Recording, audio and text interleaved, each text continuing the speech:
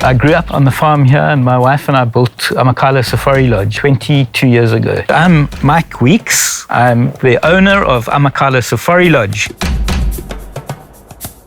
We had three areas of importance when we built the game reserve. The first was that we had to be involved in conservation side because the guests were coming to see the animals. The community was also very important, that we needed to grow our community with us. And then thirdly, the lodges needed to be profitable. And I'd say it took about 15 years before we really met our Big Five status. A tax to the game reserve to sustain our community development programs and to keep the conservation side running. Initially, we didn't have much money to build the lodge. For 2 years, we collected the pallets that the lodge was built with, these brown pallets. That was kind of gave us the guts to start. Also, down in the valley here, we have our grey water is recycled. It runs into the water hole for the animals to drink.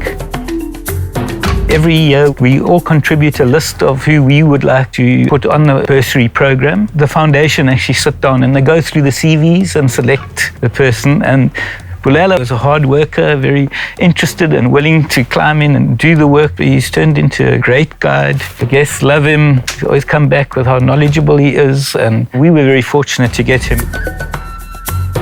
My name is Bulela Skusana. I'm originally from Port Elizabeth, Gqeberha. While I was a student, I had an opportunity to apply for the Ulavana bursary. I was at Ulavana for about 10 weeks and we learned numerous things from tracks, trees, plants, animals, all the cool facts that we've seen today is probably from there. And so the bursary, not only did it educate me, but it allowed me to empower myself using the skill set I had acquired. We've had some excellent results with the volunteer program. We've just doubled the size of it, so it has been successful and sustainable. They go out daily with the guides and the facilitators, and they contribute by controlling alien vegetation.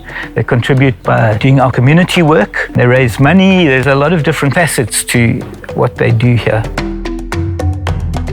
There's been a lot of rhino poaching in South Africa. It's very costly to protect these animals. We've got all sorts of different wings, anti-poaching units with drones and thermal imaging. We've got a pilot, Siseko, who does some of the aerial monitoring. My name is Siseko Mayinje, and I'm an anti-poaching pilot here in the Eastern Cape. I work for ARC, which is African Rhino Collaboration Coalition. We support Big Five Game Reserve, especially the reserves with rhinos on them. I do fence patrols and surveillance, anything that is out of the ordinary. I report to the guys on the ground, a bit of rhino monitoring. I try to find rhinos every day. I really love my job, but sadly sometimes when I get called out, it means a rhino has been poached. So that's the sad part about my job. I feel like I am making a difference, protecting an animal that is pretty much endangered. I would like to inspire the young ones in the community to follow their dreams, that they can see that someone that comes from the same background as them can actually make it. The big picture is very exciting. It's basically an extension of the Amakhala model. We're hoping to have corridors linking all these private game reserves in the Eastern Cape into one very large mega game reserve.